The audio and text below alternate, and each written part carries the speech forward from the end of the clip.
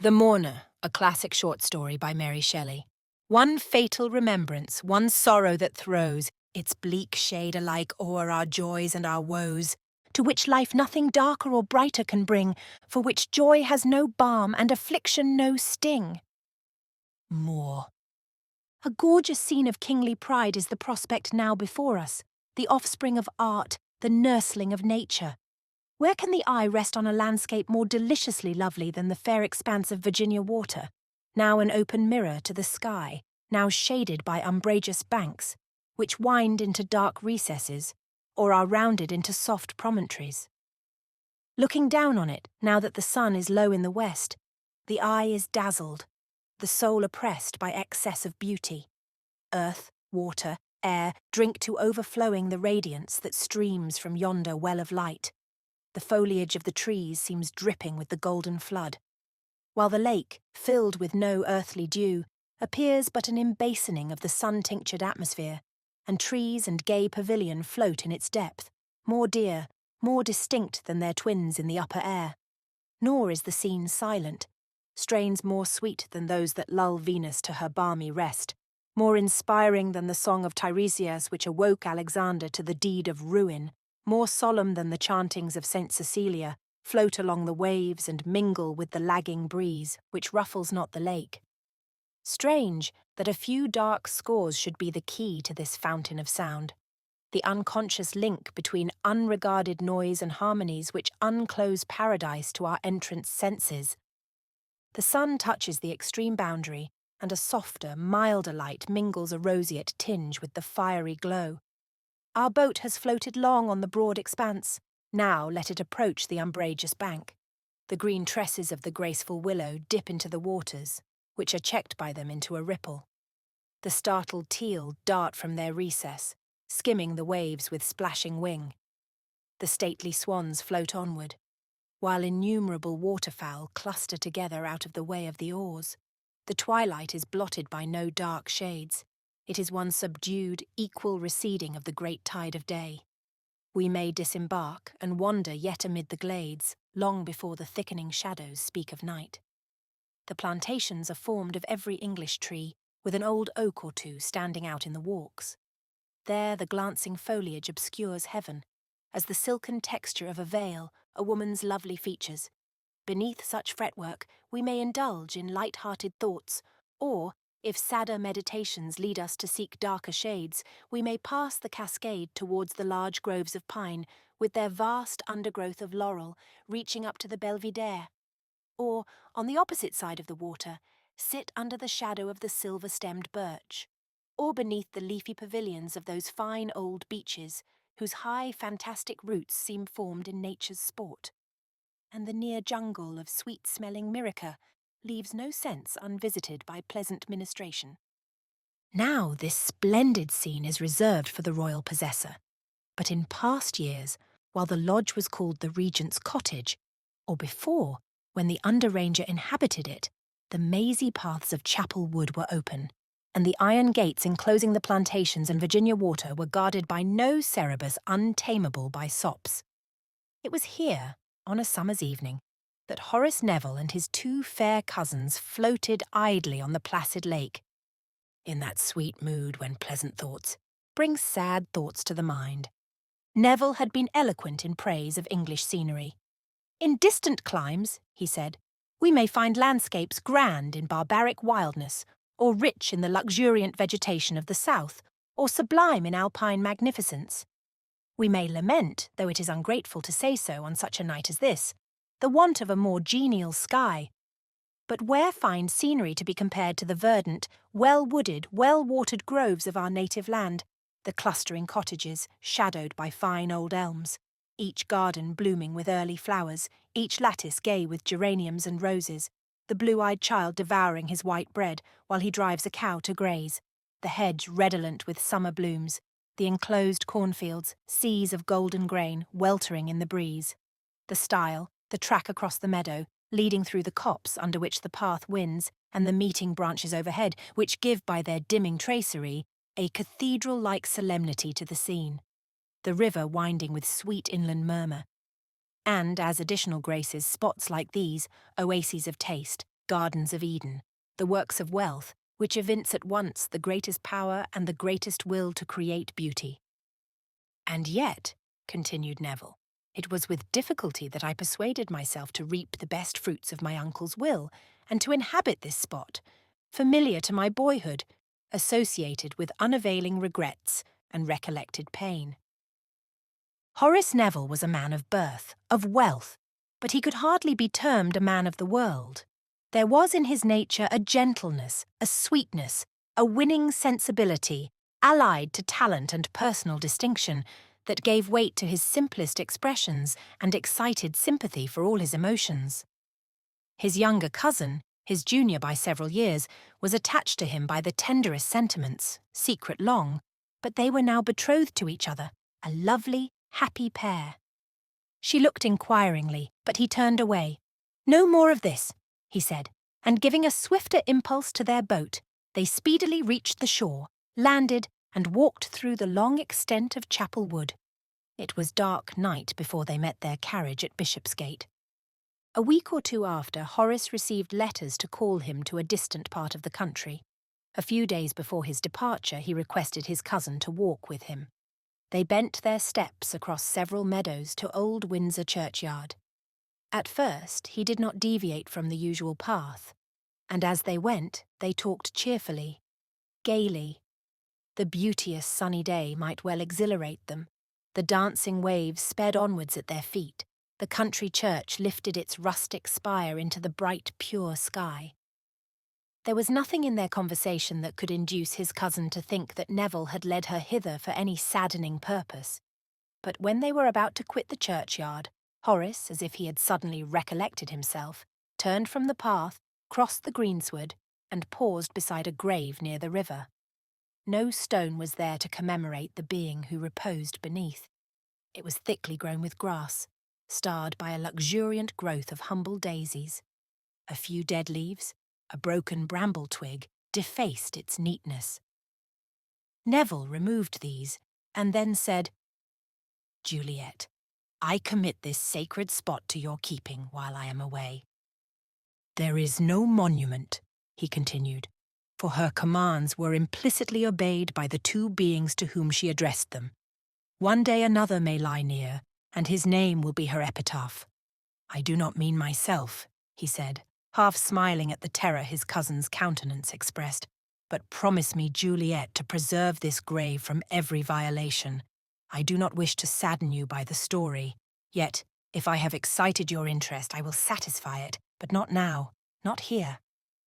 It was not till the following day, when, in company with her sister, they again visited Virginia Water, that, seated under the shadow of its pines, whose melodious swinging in the wind breathed unearthly harmony, Neville, unasked, commenced his story. "I was sent to Eton at 11 years of age. I will not dwell upon my sufferings there. I would hardly refer to them, did they not make a part of my present narration. I was a fag to a hard taskmaster. Every labour he could invent, and the youthful tyrant was ingenious, he devised for my annoyance. Early and late I was forced to be in attendance, to the neglect of my school duties, so incurring punishment. There were worse things to bear than these. It was his delight to put me to shame, and finding that I had too much of my mother in my blood, to endeavour to compel me to acts of cruelty from which my nature revolted. I refused to obey. Speak of West Indian slavery. I hope things may be better now. In my days, the tender years of aristocratic childhood were yielded up to a capricious, unrelenting, cruel bondage, far beyond the measured despotism of Jamaica. One day, I had been 2 years at school and was nearly 13.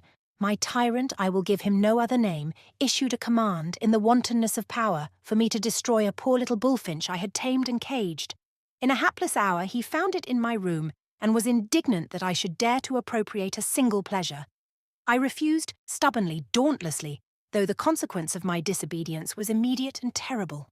At this moment a message came from my tormentor's tutor. His father had arrived. "Well, old lad," he cried, "I shall pay you off some day."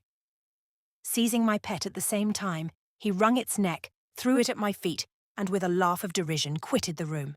Never before, never may I again feel the same swelling, boiling fury in my bursting heart, The sight of my nursling expiring at my feet, my desire of vengeance, my impotence, created a Vesuvius within me that no tears flowed to quench. Could I have acted my passion, it would have been less torturous. It was so when I burst into a torrent of abuse and imprecation. My vocabulary, it must have been a choice collection, was supplied by him against whom it was levelled. But words were air. I desired to give more substantial proof of my resentment. I destroyed everything in the room belonging to him. I tore them to pieces, I stamped on them, crushed them with more than childish strength. My last act was to seize a timepiece on which my tyrant infinitely prided himself and to dash it to the ground. The sight of this, as it lay shattered at my feet, recalled me to my senses, and something like an emotion of fear allayed the tumult in my heart. I began to meditate an escape. I got out of the house, ran down a lane, and across some meadows far out of bounds above Eton. I was seen by an elder boy, a friend of my tormentor. He called to me, thinking at first that I was performing some errand for him. But seeing that I shirked, he repeated his "Come up!" in an authoritative voice. It put wings to my heels. He did not deem it necessary to pursue.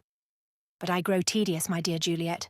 Enough that fears the most intense of punishment both from my masters and the upper boys made me resolve to run away. I reached the banks of the Thames, tied my clothes over my head, swam across, and, traversing several fields, entered Windsor Forest, with a vague, childish feeling of being able to hide myself forever in the unexplored obscurity of its immeasurable wilds. It was early autumn, the weather was mild, even warm. The forest oaks yet showed no sign of winter change, though the fern beneath wore a yellowy tinge. I got within Chapel Wood. I fed upon chestnuts and beechnuts. I continued to hide myself from the gamekeepers and woodmen. I lived thus 2 days. But chestnuts and beechnuts were sorry fare to a growing lad of 13 years old. A day's rain occurred, and I began to think myself the most unfortunate boy on record. I had a distant, obscure idea of starvation. I thought of the children in the wood, of their leafy shroud, gift of the pious robin. This brought my poor bullfinch to my mind, and tears streamed in torrents down my cheeks. I thought of my father and mother, of you, then my little baby cousin and playmate, and I cried with renewed fervour, till quite exhausted, I curled myself up under a huge oak among some dry leaves, the relics of 100 summers, and fell asleep. I ramble on in my narration as if I had a story to tell, yet I have little except a portrait, a sketch to present for your amusement or interest. When I awoke, the first object that met my opening eyes was a little foot, delicately clad in silk and soft kid. I looked up in dismay, expecting to behold some gaily dressed appendage to this indication of high-bred elegance. But I saw a girl, perhaps 17, simply clad in a dark cotton dress, her face shaded by a large, very coarse straw hat. She was pale even to marmoreal whiteness. Her chestnut-coloured hair was parted in plain tresses across a brow which wore traces of extreme suffering. Her eyes were blue, full, large, melancholy, often even suffused with tears. But her mouth had an infantine sweetness and innocence in its expression that softened the otherwise sad expression of her countenance. She spoke to me. I was too hungry, too exhausted, too unhappy to resist her kindness, and gladly permitted her to lead me to her home. We passed out of the wood by some broken palings onto Bishopsgate Heath, and after no long walk arrived at her habitation. It was a solitary, dreary-looking cottage. The palings were in disrepair, the garden waste, the lattices unadorned by flowers or creepers. Within, all was neat but sombre and even mean. The diminutiveness of a cottage requires an appearance of cheerfulness and elegance to make it pleasing. The bare floor, clean it is true, the rush chairs, deal table, checked curtains of this cot were beneath even a peasant's rusticity. Yet it was the dwelling of my lovely guide, whose little white hand, delicately gloved, contrasted with her unadorned attire, as did her gentle self with the clumsy appurtenances of her too humble dwelling. Poor child! She had meant entirely to hide her origin, to degrade herself to a peasant's state, and little thought that she forever betrayed herself by the strangest incongruities. Thus, the arrangements of her table were mean, her fare meagre for a hermit. But the linen was matchlessly fine, and wax lights stood in candlesticks which a beggar would almost have disdained to own. But I talk of circumstances, I observed afterwards. Then I was chiefly aware of the plentiful breakfast she caused her single attendant, a young girl, to place before me, and of the sweet, soothing voice of my hostess, which spoke a kindness with which lately I had been little conversant. When my hunger was appeased, she drew my story from me, encouraged me to write to my father, and kept me at her abode till, after a few days, I returned to school pardoned. No long time elapsed before I got into the upper forms, and my woeful slavery ended. Whenever I was able, I visited my disguised nymph. I no longer associated with my schoolfellows. Their diversions, their pursuits appeared vulgar and stupid to me. I had but one object in view, to accomplish my lessons and to steal to the cottage of Ellen Burnet. Do not look grave, love. True, others as young as I then was have loved, and I might also, but not Ellen. Her profound, her intense melancholy, sister to despair, her serious, sad discourse, her mind, estranged from all worldly concerns, forbade that. But there was an enchantment in her sorrow, a fascination in her converse, that lifted me above commonplace existence. She created a magic circle, which I entered as holy ground. It was not akin to heaven, for grief was the presiding spirit, but there was an exaltation of sentiment, an enthusiasm, a view beyond the grave, which made it unearthly, singular, wild, enthralling. You have often observed that I strangely differ from all other men. I mingle with them, make one in their occupations and diversions, but I have a portion of my being sacred from them. A living well, sealed up from their contamination, lies deep in my heart. It is of little use, but there it is. Ellen opened the spring, and it has flowed ever since. Of what did she talk? She recited no past adventures, alluded to no past intercourse with friend or relative. She spoke of the various woes that wait on humanity, on the intricate mazes of life, on the miseries of passion, of love, remorse, and death, and that which we may hope or fear beyond the tomb. She spoke of the sensation of wretchedness alive in her own broken heart, and then she grew fearfully eloquent, till, suddenly pausing, she reproached herself for making me familiar with such wordless misery. I do you harm, she often said. I unfit you for society. I have tried, seeing you thrown upon yonder distorted miniature of a bad world, to estrange you from its evil contagion. I fear that I shall be the cause of greater harm to you than could spring from association with your fellow creatures in the ordinary course of things. This is not well. Avoid the stricken deer. There were darker shades in the picture than those which I have already developed. Ellen was more miserable than the imagination of one like you, dear girl, unacquainted with woe, can portray. Sometimes she gave words to her despair. It was so great as to confuse the boundary between physical and mental sensation, and every pulsation of her heart was a throb of pain. She has suddenly broken off in talking of her sorrows, with a cry of agony, bidding me leave her, hiding her face on her arms, shivering with the anguish some thought awoke. The idea that chiefly haunted her, though she earnestly endeavoured to put it aside, was self-destruction. To snap the silver cord that bound together so much grace, wisdom and sweetness, to rob the world of a creation made to be its ornament. Sometimes her piety checked her, oftener a sense of unendurable suffering made her brood with pleasure over the dread resolve. She spoke of it to me as being wicked, yet I often fancied this was done rather to prevent her example from being of ill effect to me than from any conviction that the Father of all would regard angrily the last act of his miserable child. Once she had prepared the mortal beverage. It was on the table before her when I entered.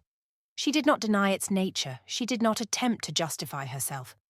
She only besought me not to hate her, and to soothe by my kindness her last moments. I cannot live, was all her explanation, all her excuse, and it was spoken with such fervent wretchedness that it seemed wrong to attempt to persuade her to prolong the sense of pain. I did not act like a boy. I wonder I did not. I made one simple request, to which she instantly acceded, that she should walk with me to this belvedere. It was a glorious sunset. Beauty and the spirit of love breathed in the wind and hovered over the softened hues of the landscape. Look, Ellen, I cried, If only such loveliness of nature existed, it were worth living for. True, if a latent feeling did not blot this glorious scene with murky shadows, beauty is as we see it. My eyes view all things deformed and evil. She closed them as she said this, but young and sensitive, the visitings of the soft breeze already began to minister consolation. Dearest Ellen, I continued, what do I not owe to you? I am your boy, your pupil. I might have gone on blindly as others do, but you opened my eyes. You have given me a sense of the just, the good, the beautiful. And have you done this merely for my misfortune? If you leave me, what can become of me? The last words came from my heart, and tears gushed from my eyes. Do not leave me, Ellen, I said. I cannot live without you, and I cannot die, for I have a mother, a father. She turned quickly round, saying, You are blessed sufficiently. Her voice struck me as unnatural. She grew deadly pale as she spoke, and was obliged to sit down. Still I clung to her, prayed, cried, till she, I had never seen her shed a tear before, burst into passionate weeping. After this she seemed to forget her resolve.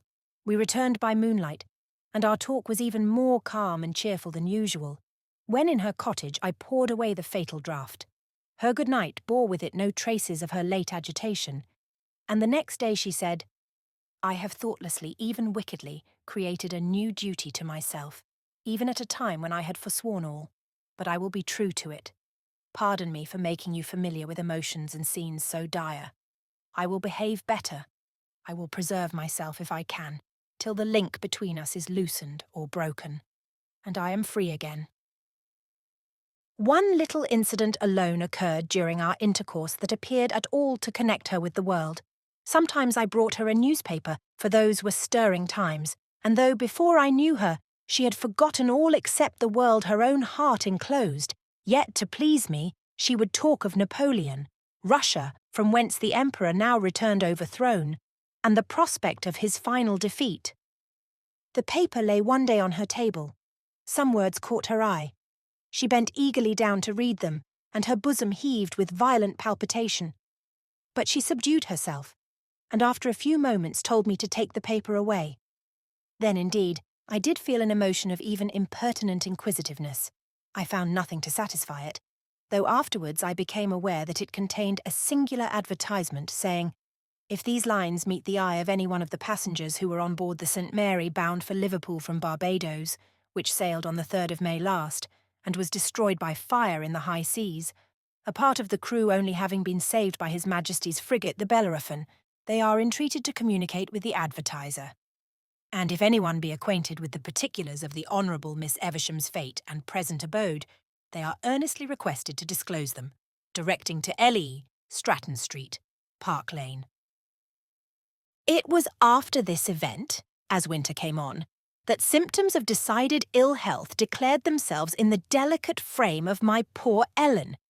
I have often suspected that, without positively attempting her life, she did many things that tended to abridge it and to produce mortal disease. Now, when really ill, she refused all medical attendance, but she got better again, and I thought her nearly well when I saw her for the last time before going home for the Christmas holidays. Her manner was full of affection. She relied, she said, on the continuation of my friendship. She made me promise never to forget her, though she refused to write to me and forbade any letters from me. Even now I see her standing at her humble doorway. If an appearance of illness and suffering can ever be termed lovely, it was in her.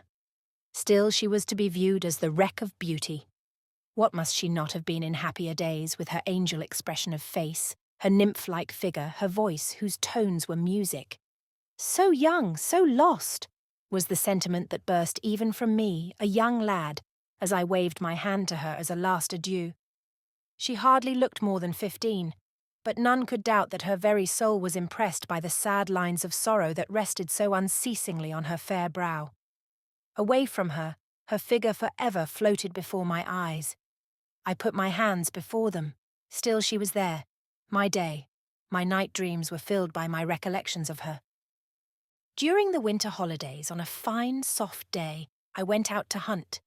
You, dear Juliet, will remember the sad catastrophe. I fell and broke my leg.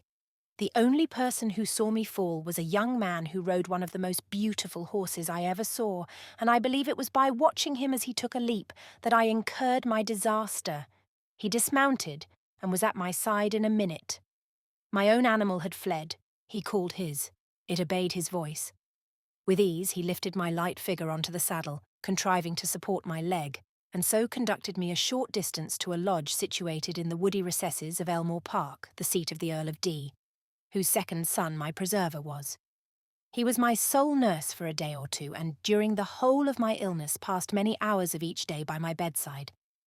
As I lay gazing on him while he read to me or talked, narrating 1,000 stranger adventures which had occurred during his service in the peninsula, I thought, is it forever to be my fate to fall in with the highly gifted and excessively unhappy? The immediate neighbour of Lewis's family was Lord Eversham. He had married in very early youth and became a widower young. After this misfortune, which passed like a deadly blight over his prospects and possessions, leaving the gay view utterly sterile and bare, he left his surviving infant daughter under the care of Lewis's mother and travelled for many years in far distant lands. He returned when Clarice was about 10, a lovely, sweet child, the pride and delight of all connected with her. Lord Eversham, on his return, he was then hardly more than 30, devoted himself to her education. They were never separate. He was a good musician, and she became a proficient under his tutoring. They rode, walked, read together. When a father is all that a father may be, the sentiments of filial piety, entire dependence and perfect confidence being united, the love of a daughter is one of the deepest and strongest, as it is the purest passion of which our natures are capable. Clarice worshipped her parent, who came, during the transition from mere childhood to the period when reflection and observation awaken, to adorn a commonplace existence with all the brilliant adjuncts which enlightened and devoted affection can bestow. He appeared to her like an especial gift of Providence, a guardian angel, but far dearer, as being akin to her own nature. She grew under his eye in loveliness and refinement both of intellect and heart. These feelings were not divided, almost strengthened by the engagement that had taken place between her and Lewis. Lewis was destined for the army, and after a few years' service they were to be united. It is hard when all is fair and tranquil, when the world, opening before the ardent gaze of youth, looks like a well-kept domain, unencumbered by let or hindrance for the annoyance of the young traveller, that we should voluntarily stray into desert wilds and tempest-visited districts. Lewis Elmore was ordered to Spain, and at the same time Lord Eversham found it necessary to visit some estates he possessed in Barbados. He was not sorry to revisit a scene which had dwelt in his memory as an earthly paradise, nor to show to his daughter a new and strange world, so to form her understanding and enlarge her mind. They were to return in 3 months, and departed as on a summer tour. Clarice was glad that while her lover gathered experience and knowledge in a distant land, she should not remain in idleness. She was glad that there would be some diversion for her anxiety during his perilous absence, and in every way she enjoyed the idea of travelling with her beloved father, who would fill every hour and adorn every new scene with pleasure and delight. They sailed. Clarice wrote home with enthusiastic expressions of rapture and delight from Madeira. Yet without her father, she said, the fair scene had been blank to her. More than half her letter was filled by the expressions of her gratitude and affection for her adored and revered parent. While he, in his, with fewer words perhaps, but with no less energy, spoke of his satisfaction in her improvement, his pride in her beauty, and his grateful sense of her love and kindness. Such were they, a matchless example of happiness in the dearest connection in life, as resulting from the exercise of their reciprocal duties and affections, a father and daughter, the one all care, gentleness, and sympathy, consecrating his life for her happiness, the other fond, duteous, grateful. Such had they been, and where were they now? The noble, kind, respected parent and the beloved and loving child. They had departed from England as on a pleasure voyage down an inland stream, but the ruthless car of destiny had overtaken them on their unsuspecting way, crushing them under its heavy wheels, scattering love, hope, and joy as the bellowing avalanche overwhelms and grinds to mere spray the streamlet of the valley. They were gone, But whither? Mystery hung over the fate of the most helpless victim, and my friend's anxiety was to penetrate the clouds that hid poor Clarice from his sight. After an absence of a few months, they had written, fixing their departure in the St. Mary to sail from Barbados in a few days. Lewis, at the same time, returned from Spain. He was invalided, in his very first action, by a bad wound in his side. He arrived, and each day expected to hear of the landing of his friends when that common messenger, the newspaper, brought him tidings to fill him with more than anxiety, with fear and agonizing doubt. The St. Mary had caught fire and had burned in the open sea. A frigate, the Bellerophon, had saved a part of the crew. In spite of illness and a physician's commands, Lewis set out the same day for London to ascertain as speedily as possible the fate of her he loved. There he heard that the frigate was expected in the Downs. Without alighting from his travelling chaise, he posted thither, arriving in a burning fever. He went on board, saw the commander and spoke with the crew. They could give him few particulars as to whom they had saved. They had touched at Liverpool and left there most of the persons, including all the passengers rescued from the St. Mary. Physical suffering for a while disabled Mr. Elmore. He was confined by his wound and consequent fever, and only recovered to give himself up to his exertions to discover the fate of his friends. They did not appear nor write, and all Lewis's inquiries only tended to confirm his worst fears. Yet still he hoped, and still continued indefatigable in his perquisitions. He visited Liverpool and Ireland, whither some of the passengers had gone, and learnt only scattered, incongruous details of the fearful tragedy that told nothing of Miss Eversham's present abode, though much that confirmed his suspicion that she still lived. The fire on board the St. Mary had raged long and fearfully before the Bellerophon hove in sight, and boats came off for the rescue of the crew. The women were to be first embarked, but Clarice clung to her father and refused to go till he should accompany her. Some fearful presentiment that if she were saved he would remain and die gave such energy to her resolve that not the entreaties of her father, nor the angry expostulations of the captain, could shake it. Lewis saw this man after the lapse of 2 or 3 months, and he threw most light on the dark scene. He well remembered that, transported with anger by her obstinacy, he had said to her, "You will cause your father's death, and be as much a parricide as if you put poison into his cup. You are not the first girl who has murdered her father in her wilful mood." Still, Clarice passionately refused to go. There was no time for long parley. The point was yielded, and she remained pale but firm near her parent, whose arm was around her, supporting her during the awful interval. It was no period for regular action and calm order. A tempest was rising.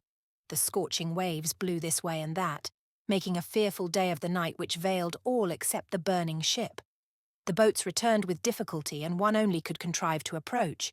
It was nearly full. Lord Eversham and his daughter advanced to the deck's edge to get in. "We can only take one of you," vociferated the sailors. "Keep back on your life. Throw the girl to us. We will come back for you if we can." Lord Eversham cast with a strong arm his daughter, who had now entirely lost her self-possession, into the boat. She was alive again in a minute. She called to her father, held out her arms to him, and would have thrown herself into the sea, but was held back by the sailors. Meanwhile, Lord Eversham, feeling that no boat could again approach the lost vessel, contrived to heave a spar overboard, and threw himself into the sea, clinging to it. The boat, tossed by the huge waves, with difficulty made its way to the frigate, and as it rose from the trough of the sea, Clarice saw her father struggling with his fate, battling with the death that at last became the victor. The spar floated by. His arms had fallen from it. Were those his pallid features? She neither wept nor fainted, but her limbs grew rigid, her face colourless, and she was lifted as a log onto the deck of the frigate. The captain allowed that on her homeward voyage the people had rather a horror of her, as having caused her father's death. Her own servants had perished. Few people remembered who she was. But they talked together with no careful voices as they passed her, and 100 times she must have heard herself accused of having destroyed her parent. She spoke to no one, or only in brief reply when addressed. To avoid the rough remonstrances of those around, She appeared at table, ate as well as she could, but there was a settled wretchedness in her face that never changed. When they landed at Liverpool, the captain conducted her to an hotel. He left her, meaning to return, but an opportunity of sailing that night for the Downs occurred, of which he availed himself without again visiting her. He knew, he said, and truly, that she was in her native country, where she had but to write a letter to gather crowds of friends about her. And where can greater civility be found than at an English hotel, if it is known that you are perfectly able to pay your bill? This was all that Mr. Elmore could learn, and it took many months to gather together these few particulars. He went to the hotel at Liverpool. It seemed that as soon as there appeared some hope of rescue from the frigate, Lord Eversham had given his pocket-book to his daughter's care, containing bills on a banking house at Liverpool to the amount of a few £100s. On the second day after Clarice's arrival there, she had sent for the master of the hotel and showed him these. He got the cash for her, and the next day she quitted Liverpool in a little coasting vessel. In vain, Lewis endeavoured to trace her. Apparently, she had crossed to Ireland, but whatever she had done, wherever she had gone, she had taken infinite pains to conceal herself, and all due was speedily lost. Lewis had not yet despaired. He was even now perpetually making journeys, sending emissaries, employing every possible means for her discovery. From the moment he told me this story, we talked of nothing else. I became deeply interested, and we ceaselessly discussed the probabilities of the case, and where she might be concealed. That she did not meditate suicide was evident from her having possessed herself of money. Yet, unused to the world, young, lovely, and inexperienced, what could be her plan? What might not have been her fate? Meanwhile, I continued for nearly 3 months confined by the fracture of my limb. Before the lapse of that time, I had begun to crawl about the ground, and now I considered myself as nearly recovered. It had been settled that I should not return to Eton, but be entered at Oxford, and this leap from boyhood to man's estate elated me considerably. Yet still I thought of my poor Ellen, and was angry at her obstinate silence. Once or twice I had, disobeying her command, written to her, mentioning my accident and the kind attentions of Mr. Elmore. Still she wrote not, and I began to fear that her illness might have had a fatal termination. She had made me vow so solemnly never to mention her name, never to inquire about her during my absence, that, considering obedience the first duty of a young, inexperienced boy to one older than himself, I resisted each suggestion of my affection or my fears to transgress her orders. And now spring came, with its gift of opening buds, odoriferous flowers, and sunny, genial days. I returned home and found my family on the eve of their departure for London. My long confinement had weakened me. It was deemed inadvisable for me to encounter the bad air and fatigues of the metropolis, and I remained to rusticate. I rode and hunted and thought of Ellen, missing the excitement of her conversation and feeling a vacancy in my heart which she had filled. I began to think of riding across the country from Shropshire to Berks for the purpose of seeing her. The whole landscape haunted my imagination. The fields round Eton, the silver Thames, the majestic forest, this lovely scene of Virginia water, the heath and her desolate cottage, she herself pale, slightly bending from weakness of health, awakening from dark abstraction to bestow on me a kind smile of welcome. It grew into a passionate desire of my heart to behold her, to cheer her as I might by my affectionate attentions, to hear her, and to hang upon her accents of inconsolable despair as if it had been celestial harmony. As I meditated on these things, a voice seemed forever to repeat, "Now go, or it will be too late," while another yet more mournful tone responded, "You can never see her more." I was occupied by these thoughts as, on a summer moonlight night, I loitered in the shrubbery, unable to quit a scene of entrancing beauty, when I was startled at hearing myself called by Mr. Elmore. He came on his way to the coast. He had received a letter from Ireland, which made him think that Miss Eversham was residing near Enniscorthy, a strange place for her to select, but as concealment was evidently her object, not an improbable one. Yet his hopes were not high. On the contrary, he performed this journey more from the resolve to leave nothing undone than in expectation of a happy result. He asked me if I would accompany him. I was delighted with the offer, and we departed together on the following morning.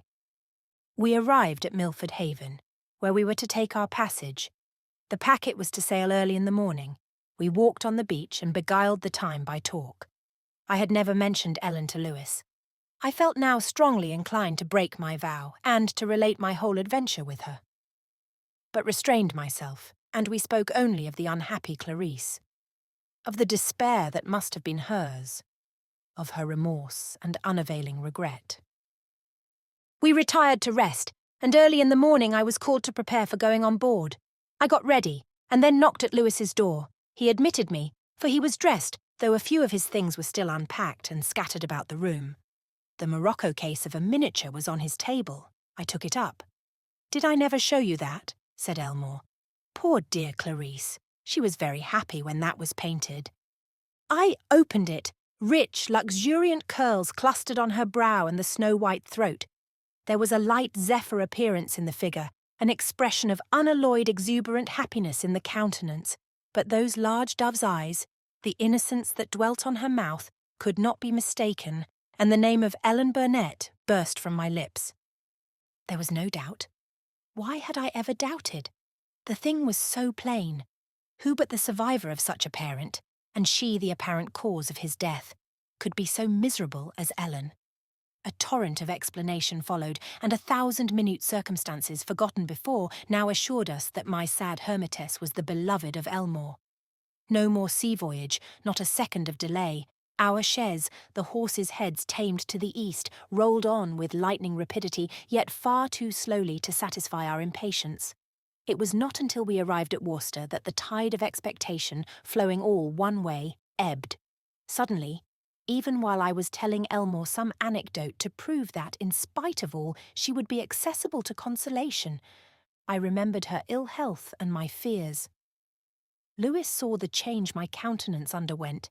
For some time I could not command my voice, and when at last I spoke, my gloomy anticipations passed like an electric shock into my friend's soul.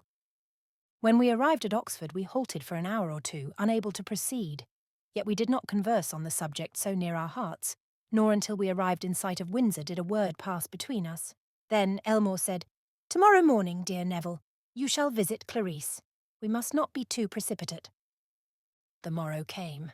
I arose with that intolerable weight at my breast, which it is grief's worst heritage to feel. A sunny day it was, yet the atmosphere looked black to me. My heart was dead within me. We sat at the breakfast table, but neither ate, and after some restless indecision, we left our inn, and, to protract the interval, walked to Bishopsgate. Our conversation belied our feelings. We spoke as if we expected all to be well. We felt that there was no hope. We crossed the heath along the accustomed path. On one side was the luxuriant foliage of the forest, on the other the widespread moor. Her cottage was situated at one extremity, and could hardly be distinguished until we should arrive close to it. When we drew near, Lewis bade me go on alone. He would wait my return. I obeyed, and reluctantly approached the confirmation of my fears. At length it stood before me, the lonely cot and desolate garden. The unfastened wickets swung in the breeze. Every shutter was closed. To stand motionless and gaze on these symbols of my worst forebodings was all that I could do. My heart seemed to me to call aloud for Ellen, for such was she to me. Her other name might be a fiction, but silent as her own life-deserted lips were mine. Lewis grew impatient and advanced. My stay had occasioned a transient ray of hope to enter his mind. It vanished when he saw me and her deserted dwelling. Slowly we turned away and were directing our steps back again, when my name was called by a child. A little girl came running across some fields towards us, whom at last I recognised as having seen before with Ellen. "Mr. Neville, there is a letter for you," cried the child. "A letter? Where? Who?"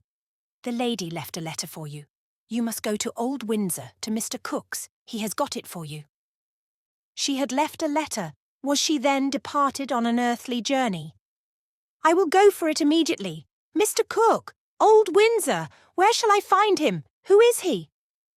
"Oh, sir, everybody knows him," said the child. "He lives close to the churchyard. He is the sexton. After the burial, Nancy gave him the letter to take care of. Had we hoped? Had we for a moment indulged the expectation of ever again seeing our miserable friend? Never! Oh, never! Our hearts had told us that the sufferer was at peace, the unhappy orphan with her father in the abode of spirits. Why, then, were we here? Why had a smile dwelt on our lips, now wreathed into the expression of anguish? Our full hearts demanded one consolation, to weep upon her grave, her sole link now with us, her mourners. There at last my boy's grief found vent in tears, in lamentation. You saw the spot. The grassy mound rests lightly on the bosom of fair Clarice, of my own poor Ellen. Stretched upon this, kissing the scarcely springing turf, for many hours no thought visited me but the wretched one that she had lived and was lost to me forever. If Lewis had ever doubted the identity of my friend with her he loved, the letter put into our hands undeceived him. The handwriting was Miss Eversham's. It was directed to me and contained words like these. April 11th. I have vowed never to mention certain beloved names, never to communicate with beings who cherished me once, to whom my deepest gratitude is due, and, as well as poor bankrupt can, is paid. Perhaps it is a mere prevarication to write to you, dear Horace, concerning them. But heaven pardon me, my disrobed spirit would not repose, I fear, if I did not thus imperfectly bid them a last farewell. You know him, Neville, and know that he forever laments her whom he has lost. Describe your poor Ellen to him, and he will speedily see that she died on the waves of the murderous Atlantic. Ellen had nothing in common with her, save love for and interest in him. Tell him it had been well for him, perhaps, to have united himself to the child of prosperity, the nursling of deep love. But it had been destruction, even could he have meditated such an act, to wed the Parisi. I will not write that word. Sickness and near death have taken the sting from my despair. The agony of woe which you witnessed is melted into tender affliction and pious hope. I am not miserable now. Now, when you read these words, the hand that writes, the eye that sees will be a little dust, becoming one with the earth around it. You, perhaps he, will visit my quiet retreat, bestow a few tears on my fate, but let them be secret. They may make green my grave, but do not let a misplaced feeling adorn it with any other tribute. It is my last request. Let no stone, no name, mark that spot. Farewell, dear Horace, farewell to one other whom I may not name. May the God to whom I am about to resign my spirit in confidence and hope bless your earthly career. Blindly, perhaps, you will regret me for your own sakes, but for mine you will be grateful to the Providence which has snapped the heavy chain binding me to unutterable sorrow, and which permits me from my lowly grass-grown tomb to say to you, I am at peace. Ellen.